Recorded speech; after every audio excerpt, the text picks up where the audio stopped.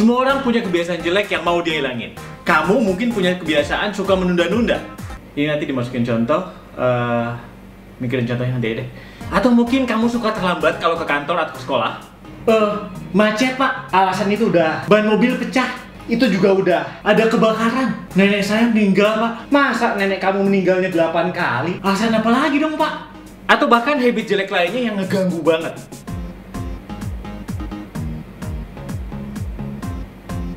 Dan kalaupun bukan itu, mungkin kamu lagi dalam suatu proses untuk membangun suatu habit baru yang lebih positif. Dan kok kayaknya itu susah banget. Cara terbaik buat ini adalah apa yang disebut gamifikasi atau gamification.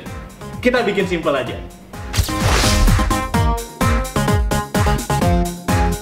Apa itu gamifikasi?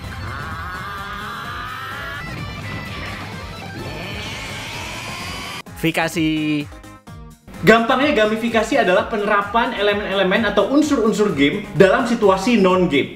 Ini berbeda dengan game-based learning yang merupakan proses pembelajaran atau proses pendidikan menggunakan metode atau media game. Bisa dibilang gampangnya gamifikasi adalah elemen-elemen game dalam situasi non-game, dan game-based learning adalah elemen non-game di dalam game. Game dalam non-game, non-game dalam game. Game dalam non-game, non-game dalam game.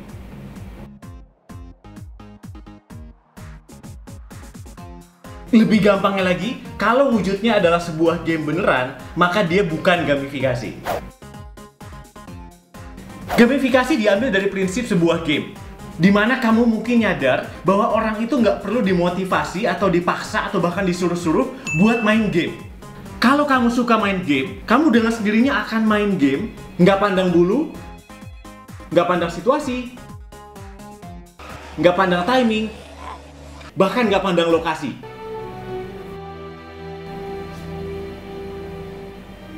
Yang bikin sebuah game jadi seru dan katanya bahkan adiktif, sebetulnya adalah elemen-elemen game. Points, badge, rewards, progress, dan leaderboard.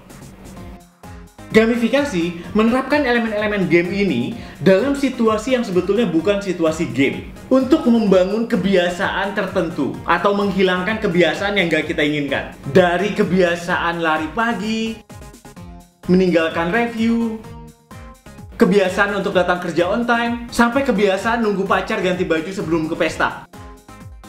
Gamifikasi membiasakan kita mendapatkan sensasi positif ketika kita melakukan hal yang benar.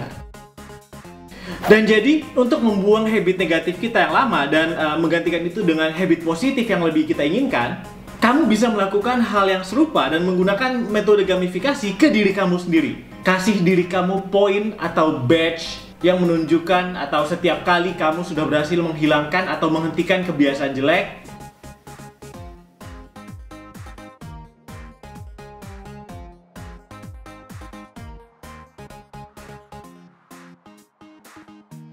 Atau setiap kamu melakukan suatu kebiasaan positif yang kamu inginkan.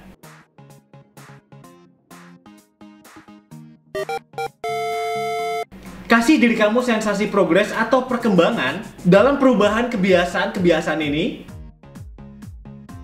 Jangan lupa kasih reward atau hadiah kecil-kecilan lah buat diri kamu sendiri setiap kali kamu mencapai salah satu target dalam habit baru ini. Dan kalau perlu, cari rekan yang bisa diajak untuk melakukan kompetisi positif dalam sama-sama membangun kebiasaan positif ini.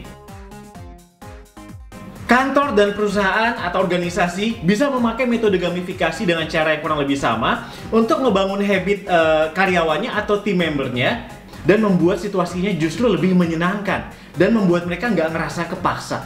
Keuntungan memakai gamifikasi adalah dengan memakai gamifikasi bukan cuma kamu bakal bikin atau memudahkan proses membangun kebiasaan yang positif dan menghilangkan kebiasaan negatif, tapi kamu juga bikin situasinya, prosesnya jadi lebih fun, menyenangkan, dan lebih enjoyable.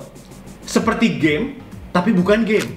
Oke, itu dia adalah inti simple tentang apa itu gamifikasi dan bagaimana memakai gamifikasi untuk membangun kebiasaan baru kita dan menjadi lebih konsisten dalam aktivitas kita, baik itu belajar ataupun bekerja.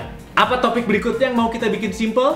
Tinggalin komen di bawah dan jangan lupa like video ini. Dan kalau kamu baru di channel ini, jangan lupa subscribe untuk ketemu saya di episode berikutnya. Gue dari Dahlan. Bye-bye.